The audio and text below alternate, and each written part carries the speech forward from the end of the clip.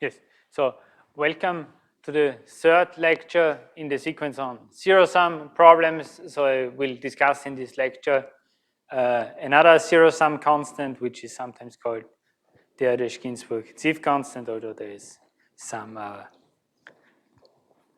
discussion on what the Ginzburg Sieve constant should be. So to avoid any possibility of confusion, I will recall the definition. So recall, we had this invariant denoted S of G. So always G plus a finite abelian group. So I will not repeat this all the time.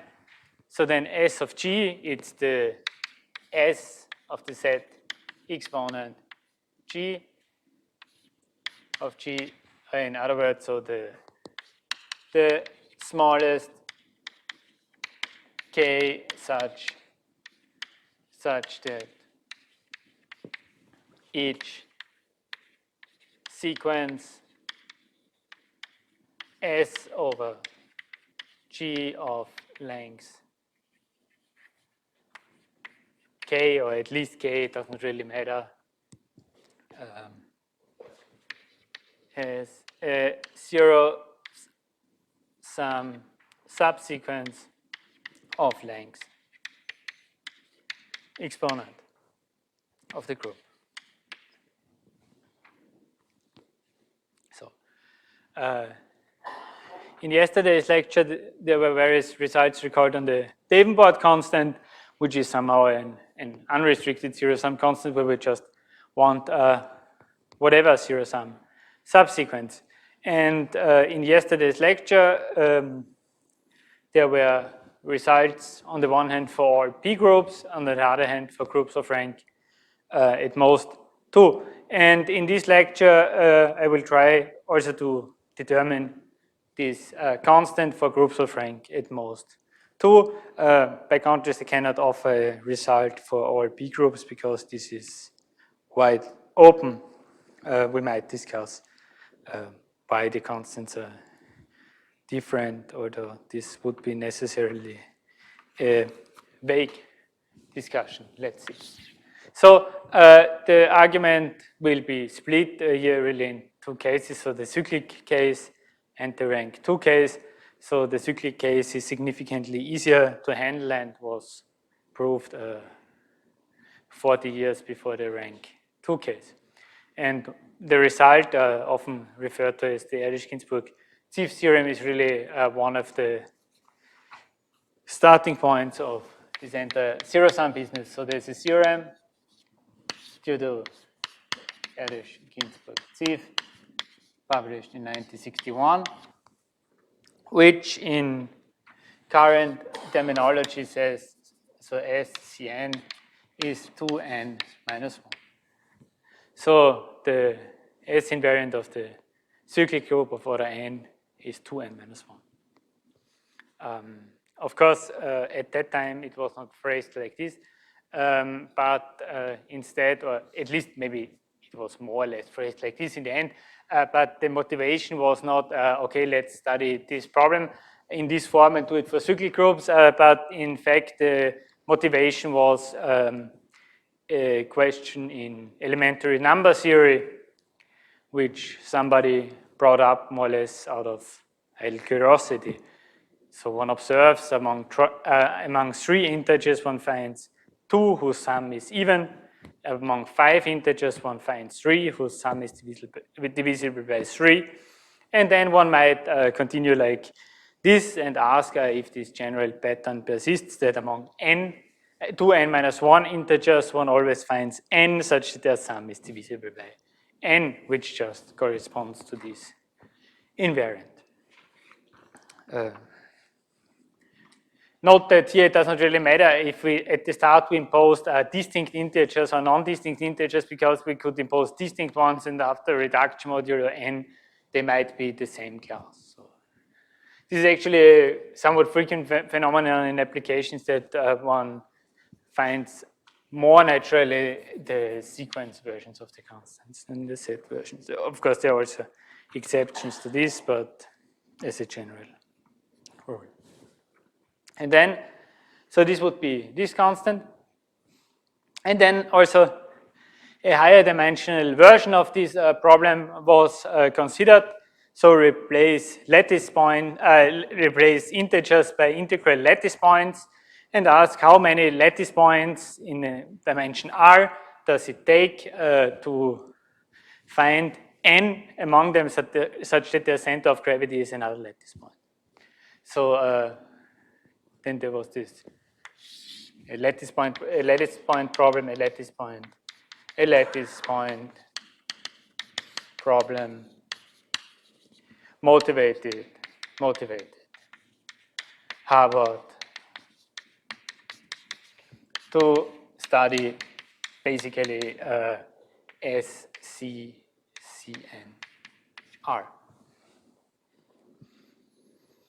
And so also here the motivation was really curiosity driven. So there was an Olympiad problem which asked the question for 2 and 2.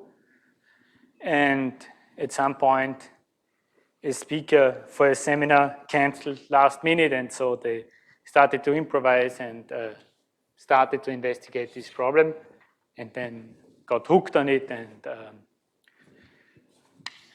continued.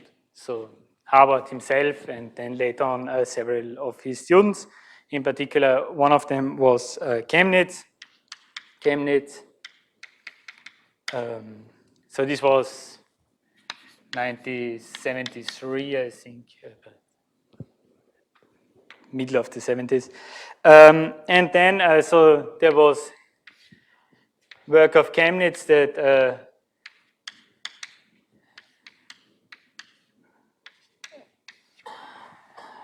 raised the question whether this always holds. So Kennitz proved it for small values of n, and then the question was, is this always true? And the answer is indeed yes.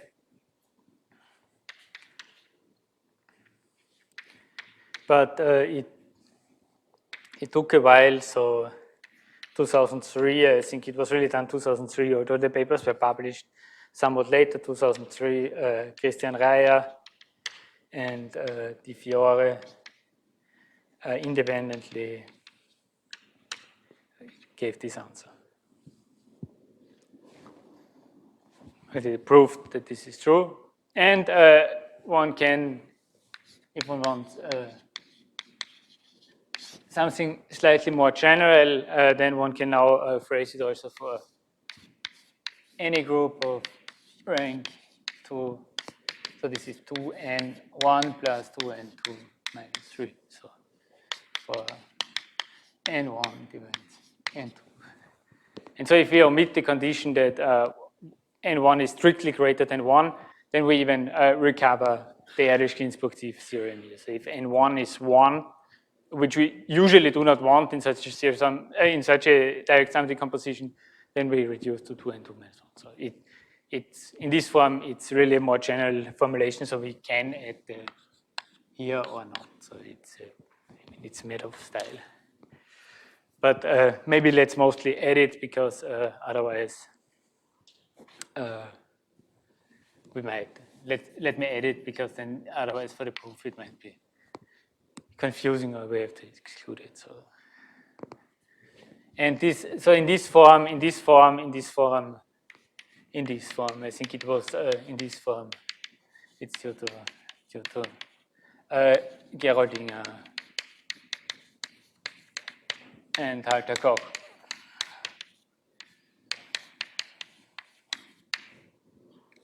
And so I might say more about this later, but already yesterday we saw a type of argument that allowed to pass from P groups, or in that case even elementary P groups, to general groups in the rank 2 case and also in the cyclic case. So in both cases here, so the crucial case, the central case is Cp and Cp squared. So if one knows the constant for these values, then can use inductive arguments.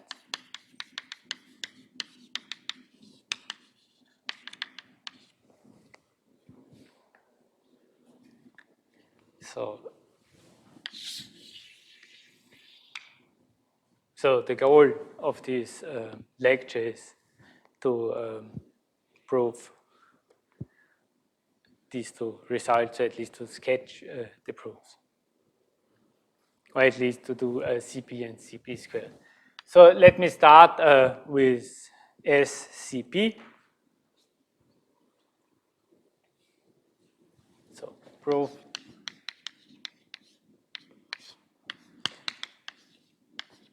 that for n p n for p prime, and it's one proof. I will offer, in fact, two proofs.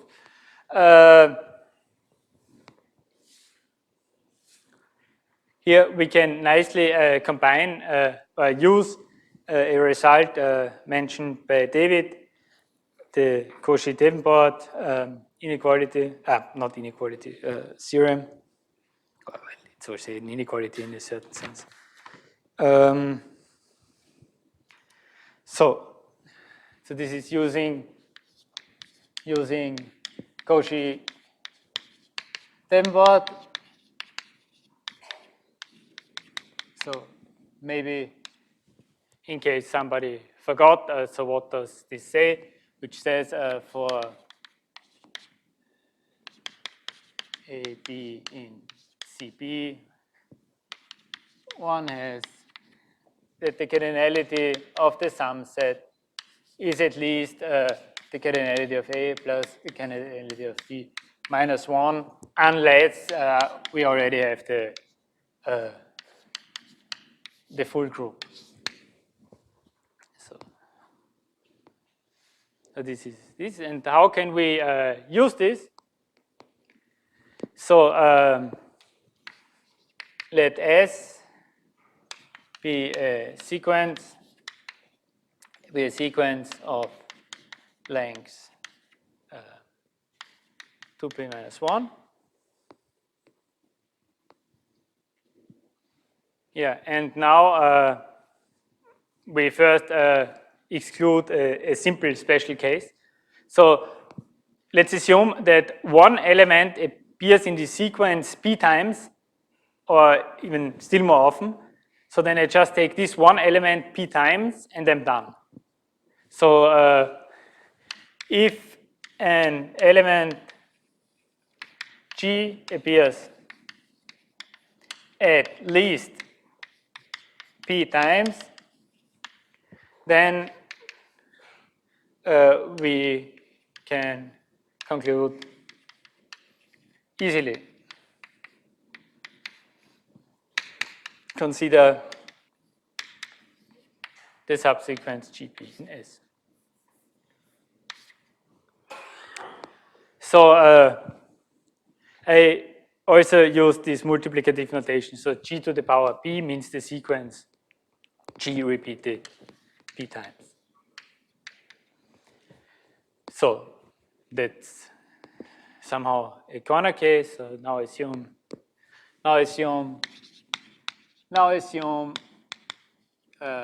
no such element exists. No such element exists. Then one can write S as I will write it in a slightly unusual form, but it is G1 H1 G2 H2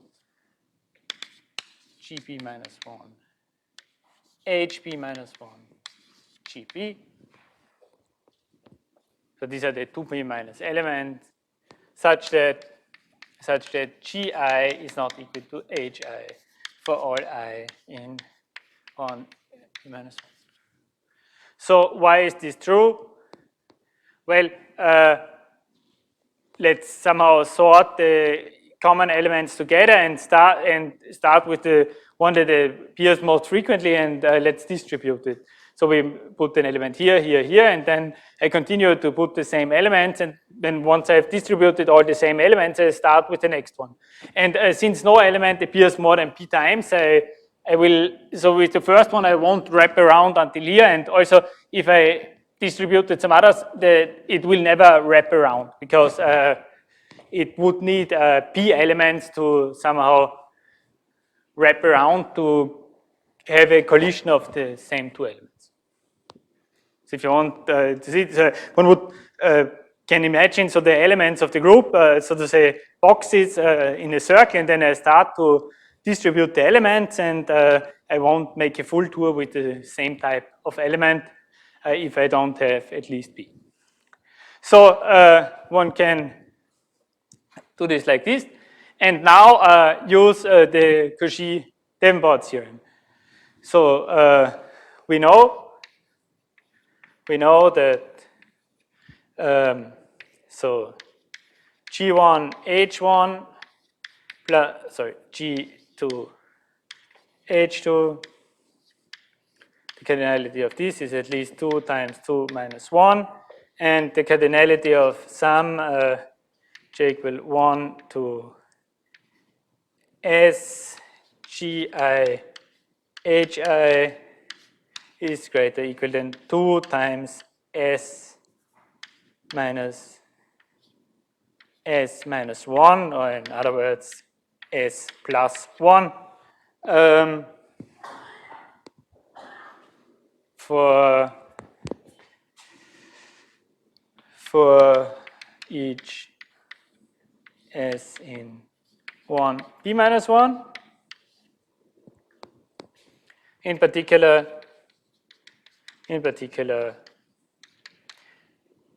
okay, maybe here I mean to, maybe let's assume that p is not equal to 2 to not have a problem here. So let's assume p is greater or equal to 5 to avoid any confusion with small cases, and let's say we can do it for 3 and 5, for 2 and 3. In particular, sum from 1 to p minus 1, Gi Hi, the cardinality of this is at least p.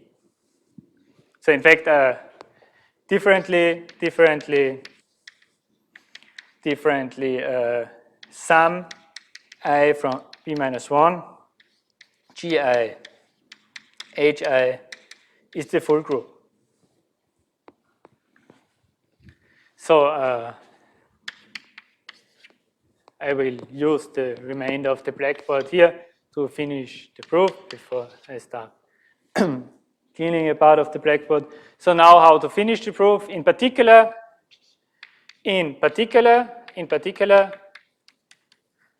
what did I not yet use? What I did not yet use is this one missing element, or the one remaining element. In particular, this GP, or actually minus GP, is in this set, so both, but I need that it's minus GP. In particular, minus GP is in this set. Thus,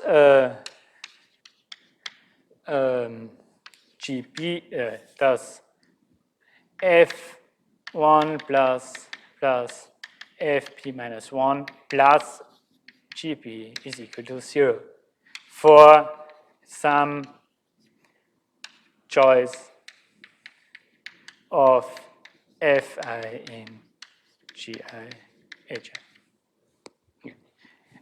Minus, let's, maybe it's more, let's write it first like this, thus GP plus F1 plus Fp minus 1 plus GP is equal to 0, and that's exactly what I wanted.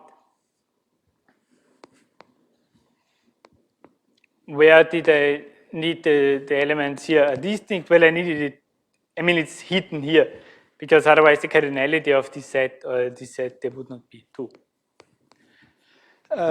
So one proved the result in this form. And this proof is, I mean, it's in some sense it's an ideal proof. It's very stable, and one even could trace at each step what happens.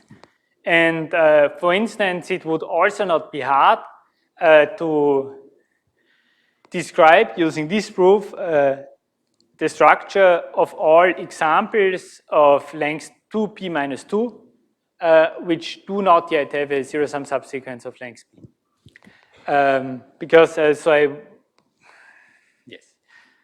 it's some work would be needed, but one can modify this proof without too much difficulty to yield this stronger result, a structural description of all the external examples. And I mention this because that's not at all true for the two-dimensional case. So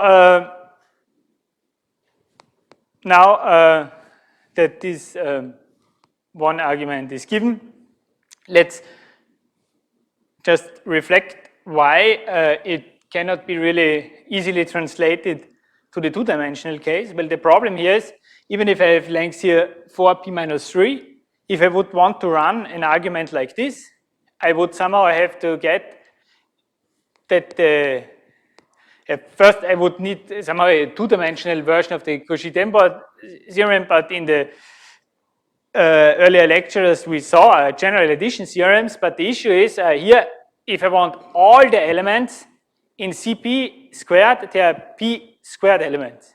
And I have a sum of, well, of order, I have order of p elements, so 4p minus 3 elements. I mean, it will depend how I split them exactly, but I would have to distribute them more or less also over p minus 1 sets and then do something with this.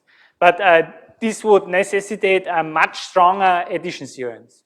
So because from somehow one has to arrive from a linear situation, from a linear number of elements, linear in P, one has to have a quadratic number of sums. And so therefore, this is certainly hard to do it in this way. And to the best of my knowledge, no type of proof of this form is known.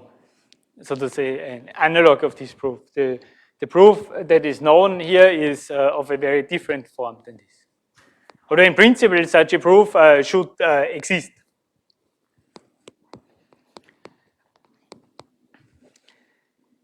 So I will give a second proof now. So the proof is finished. The result is proved, at least in the prime case. But as I said, I will only focus on the prime case.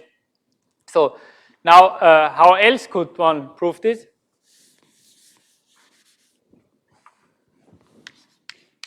We can leverage a result from last lecture on the Davenport constant. And this embedding trick was also already shown in the last lecture.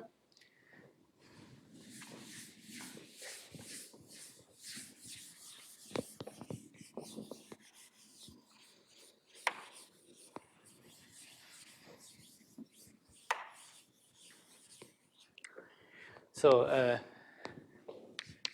let G1 up to G2p minus 1 the sequence over Cp. Now write Cp plus some new element.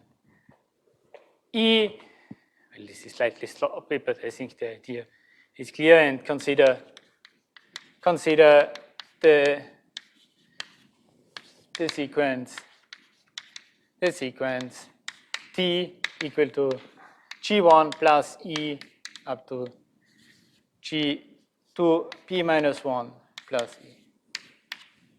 Or if you prefer, add a coordinate of 1. So first we have the elements G1, G2p minus 1, and then we add a coordinate of 1.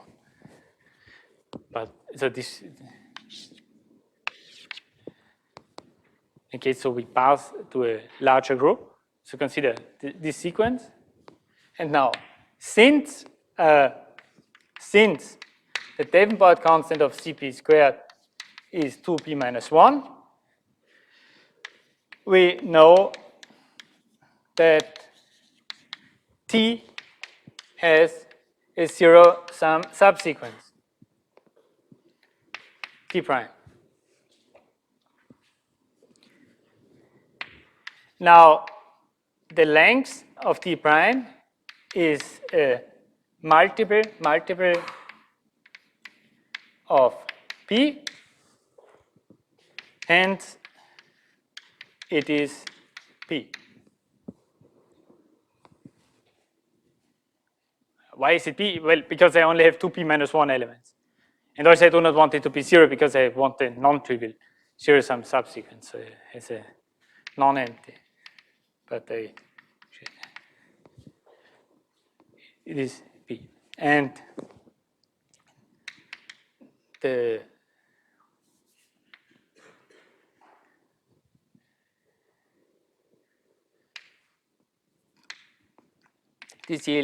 this yields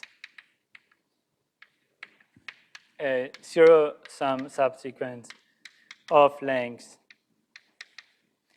P of S. So how does it yield this? Well, I just drop the E from the T prime.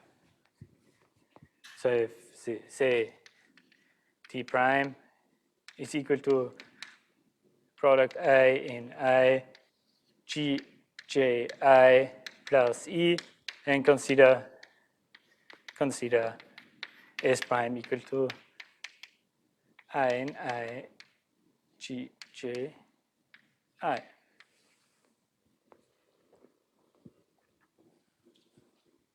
So thus, in some sense, one could argue that the Erdos-Ginzburg theorem is weaker than the result, or at least not stronger than the result for the Davenport constant or Cp squared. In the sense that one can derive it fairly directly. Excuse me? Yes. Yes. Yes. This is so.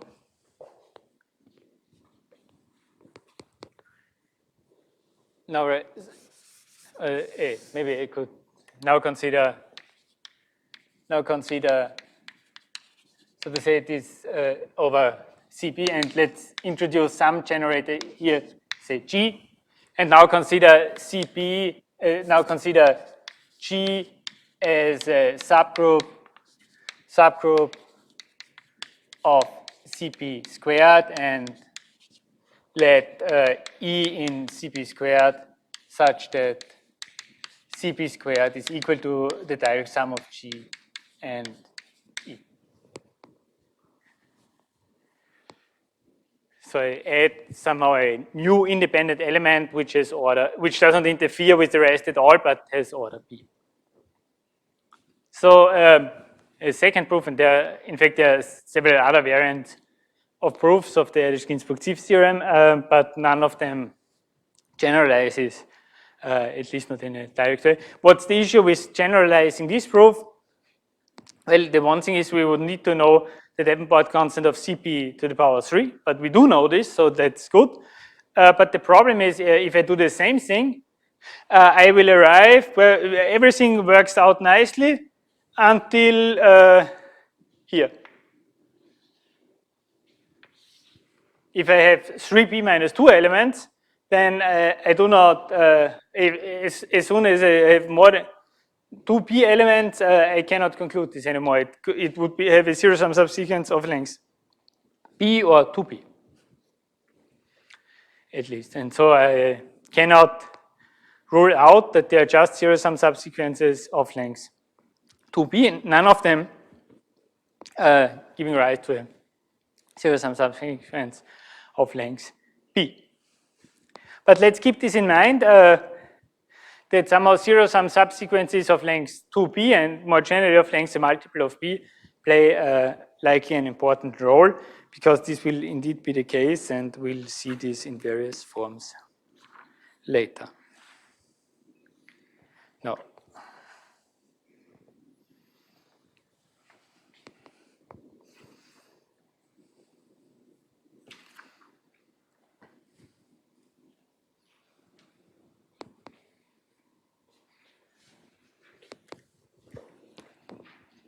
So the goal is to prove this, at least for primes. Actually, I will prove something slightly different. So, but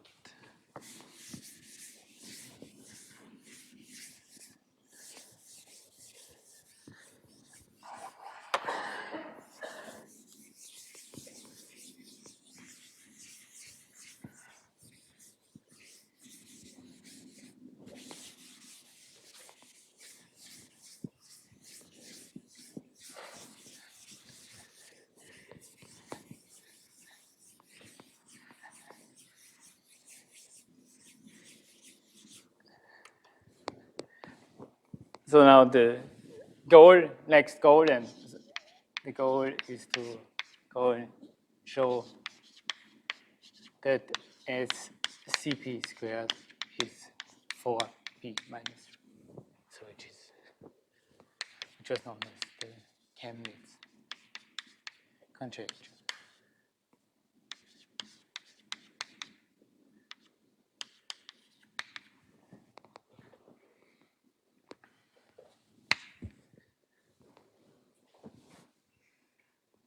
So first, if one wants to show this, it's good to check if we can even get a lower bound of this form, because otherwise, or maybe even a better lower bound. Well, we don't get a better lower bound, but can we at least attain this lower bound? And there is I will give a slightly more general construction. So a lemma, let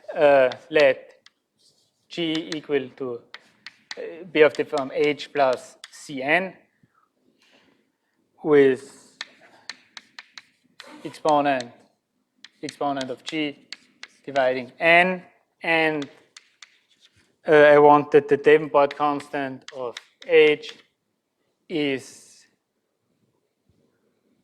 less or equal than n. Then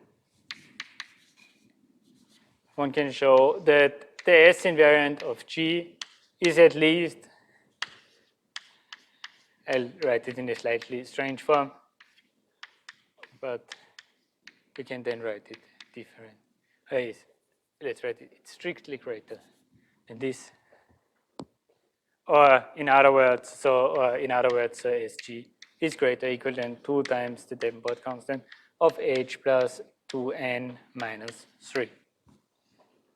But I write it like this because we will give the construction in this form. And how can I use this in this case here? Yes, I can use it with H, also a cyclic group. So then if the Davenport constant here is exactly n, it just gives 4n minus 3, which is what I want. What is the proof here? How does one construct it? Well, since it's written like this, one can almost guess, well, somehow I will need 4 elements or something like this, and somehow I should need that a certain sequence is related to the Davenport constant. And also in particular note that this might be interesting to highlight. Here I can really use the Davenport constant of H. I mean, I can even prove this bound, or the bound is stated in such a form that I do not need to know the Davenport constant here. I might not know what dH is exactly. Thus, if one gives the bound like this, it's implicitly clear that it has to be a kind of more or less an abstract construction where one uses the definition of the Davenport constant in an abstract way, and not really the decomposition into cyclic components of H and then writes down something very explicit, because one does not necessarily know the Davenport constant of H. So the proof is like this. Let T let T a sequence over H without zero-sum subsequence, without zero-sum zero-sum subsequence without zero-sum subsequence. And now, without zero-sum subsequence, right? Again, so as before, G, we write it as H plus E with order of E equal to N. And now we consider the sequence S, which is given like T plus E, E to the N minus 1 and 0 to the N minus 1. Yes?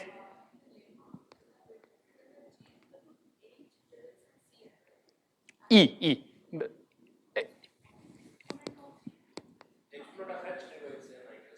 Exponent of H divides N. Yes. Yeah. So, thank you. Yes. This is what I wanted to write. Yes. If I would, but I could save what I've written because I think also if I say that the exponent of the group divides, if the exponent of this group divides N, it automatically means that the exponent of H has to divide also the N because it's equivalent because if there would be a different divisor here, then the exponent would be larger. But it was not. It would be odd to write it as in this way with the exponent. But what I wanted to write is this, and this in fact implies that the exponent of G is actually also equal to N. So this implies this and this one, but in fact it's equivalent.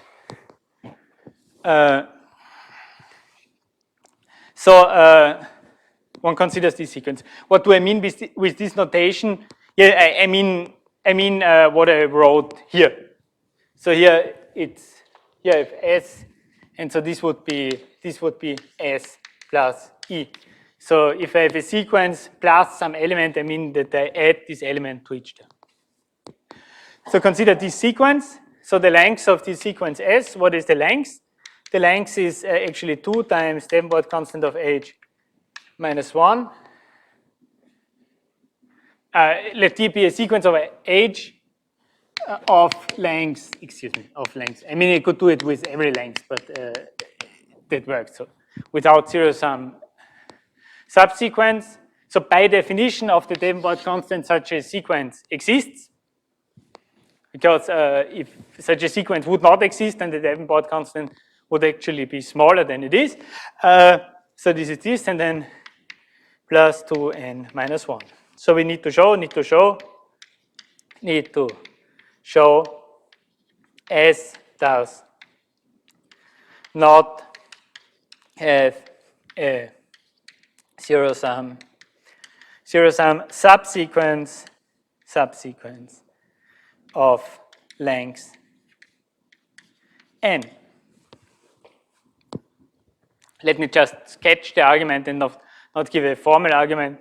So how can we argue this? Well, if I want to have a zero-sum sequence of length n, certainly I cannot get by with only using zeros.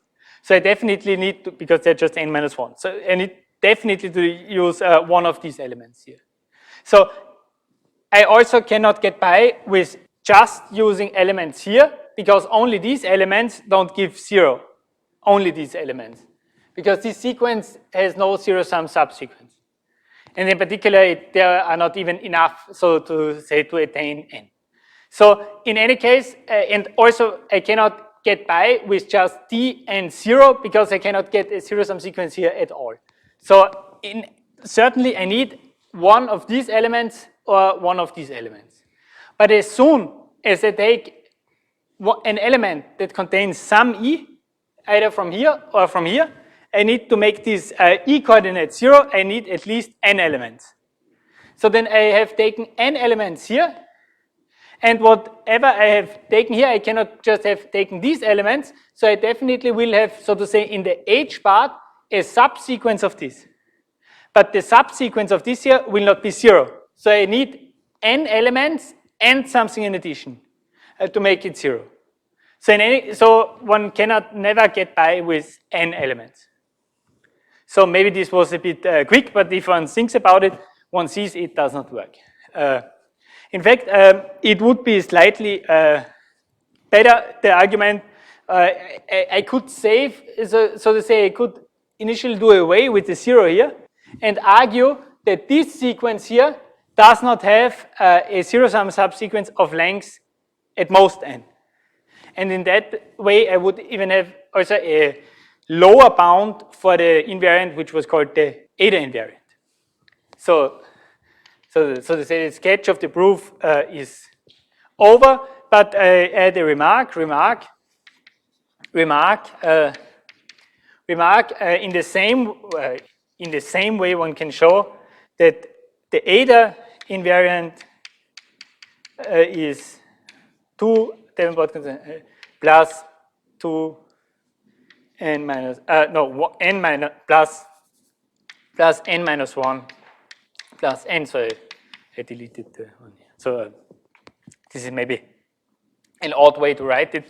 So let me write it differently, but just to have the formal analogy. If you want to, it's 2 times the Davenport constant plus n minus 2, which yields in this case, which yields the 3n minus 2, which we saw in yesterday's lecture.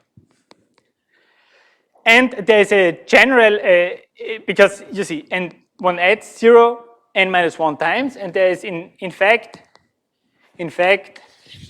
and another remark, one always has has that the S invariant of G is greater or equal than the eta invariant plus exponent of the group minus 1. Why? I take an example for this and I add exponent of the group minus 1 times 0. So then the zeros cannot give something of length exponent because I only have exponent of G minus 1. Thus I need something of the rest, but the rest only gives zero-sum subsequences of length strictly greater than the exponent. And having zeros available does not help me to construct anything in addition. So I just could add more zeros to something that is already too long, but this does not help. So one always has this inequality.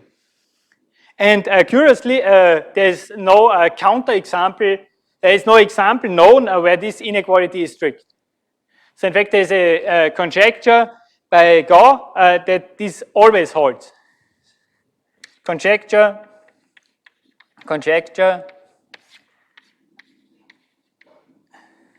Go, equality always holds. But I think this is a very hard conjecture because already in this case, which we consider now, you see the case of the eta invariant, the argument in yesterday's lecture, it was not long, it was a direct consequence more or less, or a short consequence of the result for the Davenport constant, and this result is known since the 60s, and then one had to wait for this proof for 30 years. So, and this is just for this group CP squared. So, what to expect? So it could be that for other groups also there's a big discrepancy in the difficulties of the two invariants. It might also be that this is actually not the case as the rank grows, but well, no one knows, I would say. But in any case, the conjecture is wide open, but was confirmed in various cases. So everywhere where the constants are known, the conjecture was confirmed. So this much for the lower bound. How much time is left? Oh, only 40, not 40, only a quarter of an hour. So,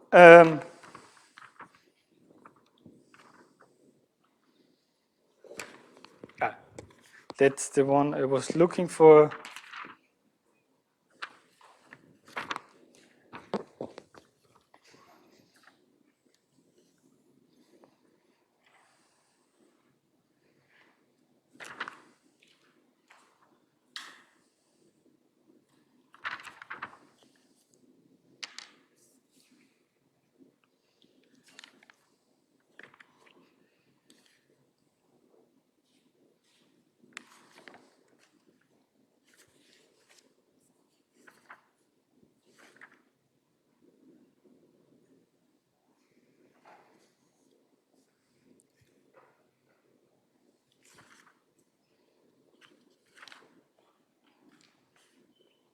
Yes.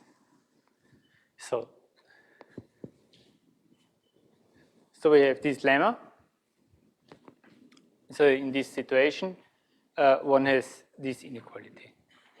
And now what we want to do is to prove the other direction of the inequality in a case that covers at least this case. But I will write it here. So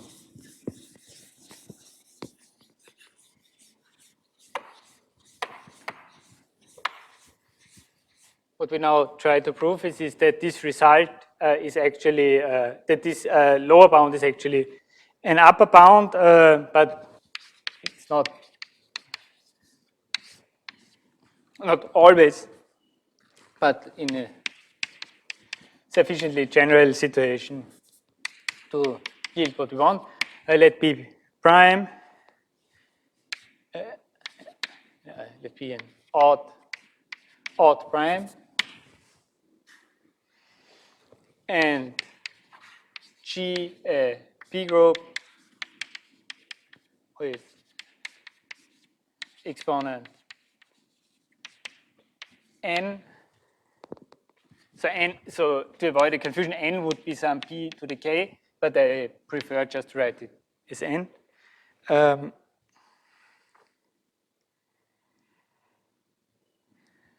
Such that and the Davenport constant of G, I want it to be 2n minus 1. Be an odd prime and G a P group with exponent n, and this then the S invariant of G is equal to 4n minus 3.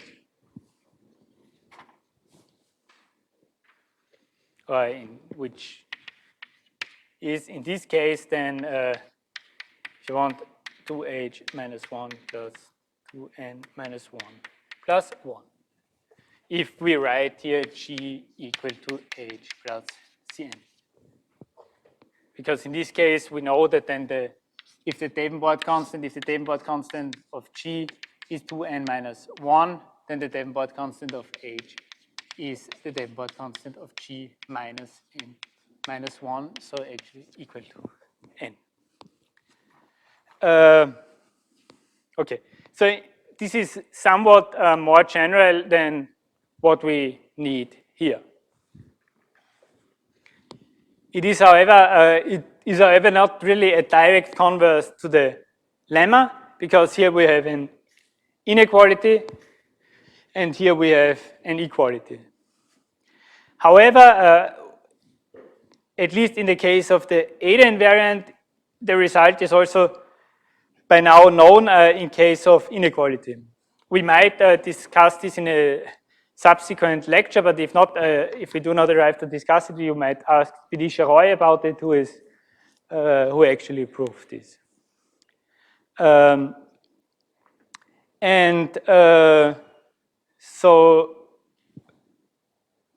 But here we will only for now focus on the case of equality, which is, and so the proof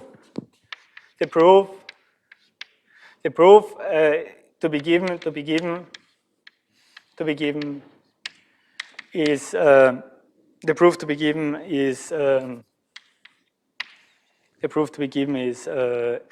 variant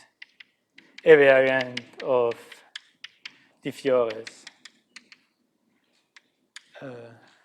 argument as written by Savchev, Chen. So they wrote it in the case of, in this case, and then together with, so in this form, this is, we did this with Chuchan Zhang some years ago. When was it? I think it was published 2010, but we did it somewhat earlier.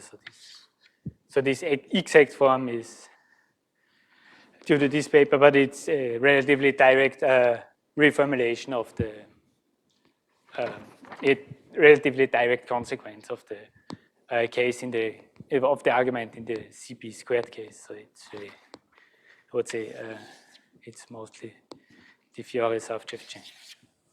And also Raya's argument, it's in some sense it's related, but the main idea which I try to convey is the same in both arguments.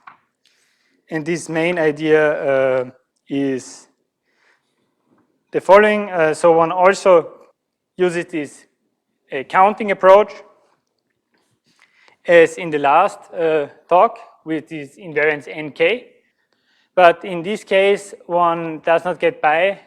So for the Davenport constant, the argument was we counted zero-sum subsequences of length k, and one could show with this grouping argument that there cannot be, that there has to be a non-trivial one. And in this case here, one has to do more. One has to consider somehow not just zero-sum subsequences, but somehow constellations of zero-sum subsequences, either pairs of disjoint ones or a tower where one is included in the other, but these are somehow more or less equivalent things.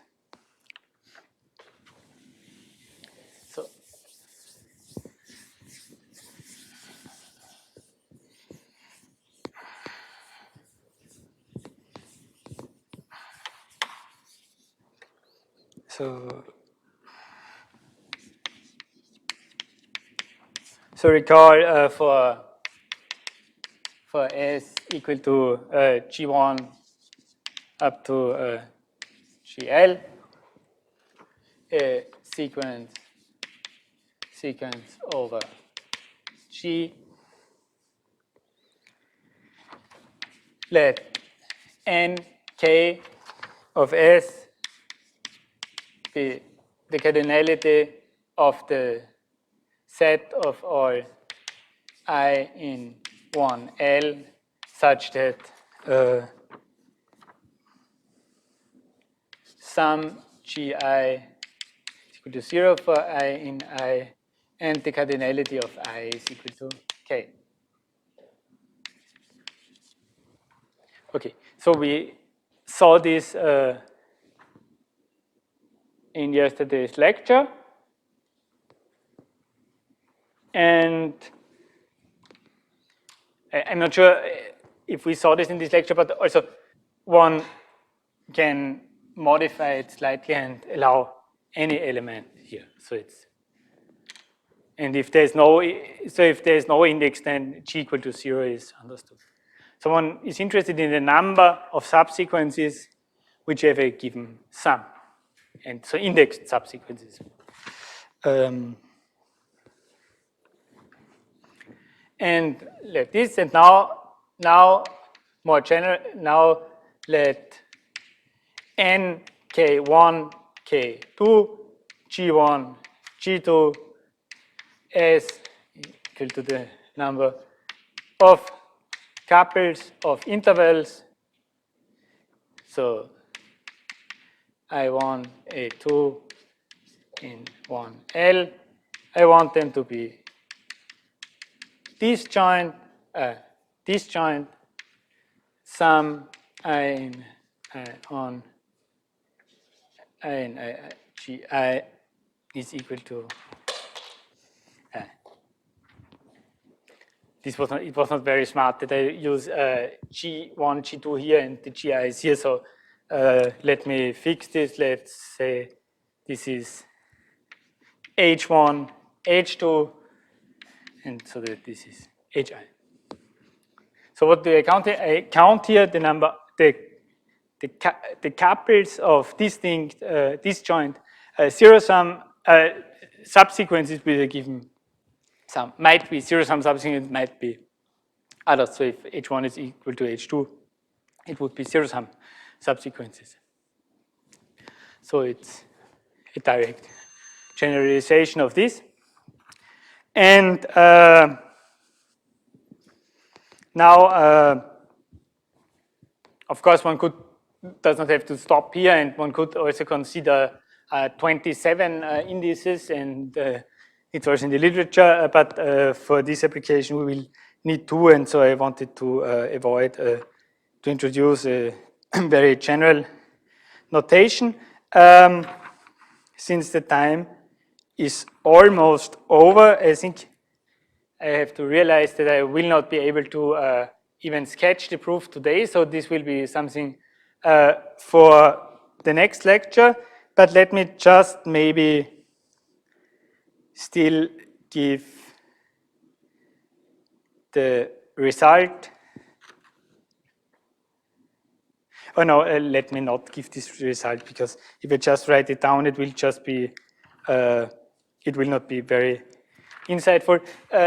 It will not show too much. Let me just to finish off, give a lemma. So we will recall this now. Let this. So this will be an important notion. And another important realization is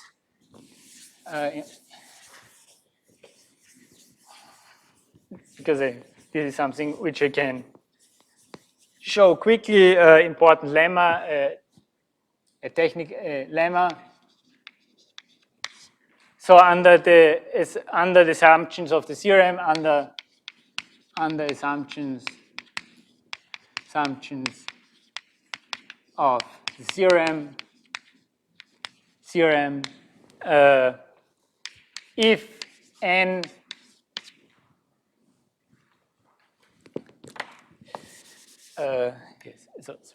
if n 2k plus 1 n s is non-zero for some k, then n s is not zero. In other words,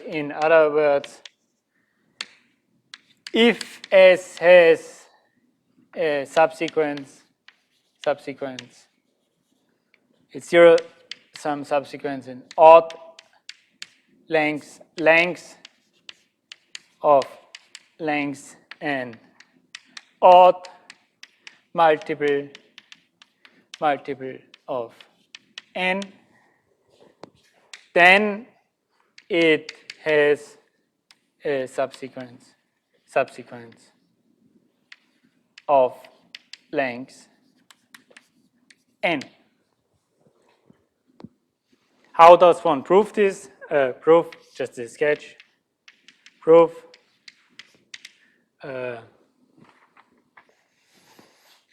Maybe let's do it for 2. So let's do it for 2k plus 1 n equal to 3n. So somehow the base case, the other one will see how it works. Consider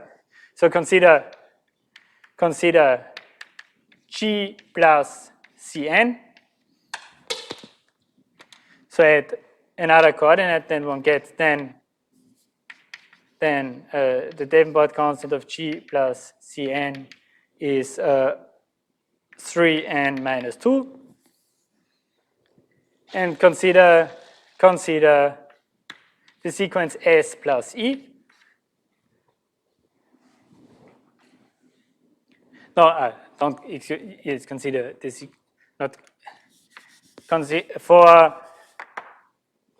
for t in S with some 0 and length 3n, consider t plus e. So for this, so again we write this as g plus e, t plus e. Then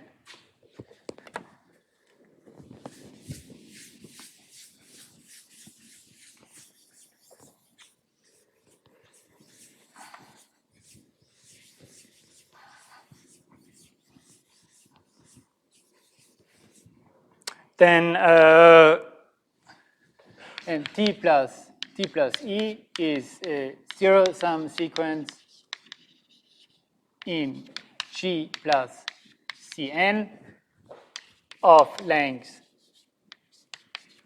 3n, which is greater than the Davenport constant of G plus Cn. Thus, it has a subsequence, a zero-sum subsequence T prime plus E with sum 0. A proper, it has a proper, it has a T prime plus E has length a multiple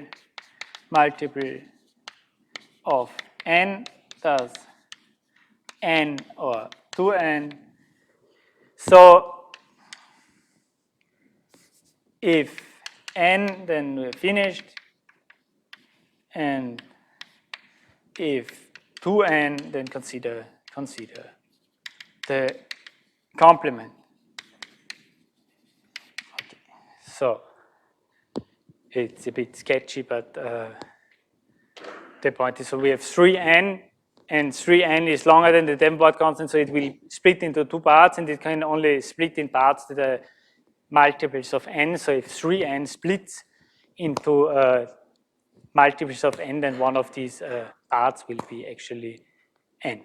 And for the general case, one can argue by recursion. So if you have 2k plus 1 n, it will split, and then one of the parts will have an odd length, and we continue with this one. So I will stop here and complete the argument in the next lecture, in which my next lecture, I think it will take place on Monday morning, if I recall correctly. But anyway, it will be the next. Yes, thank you.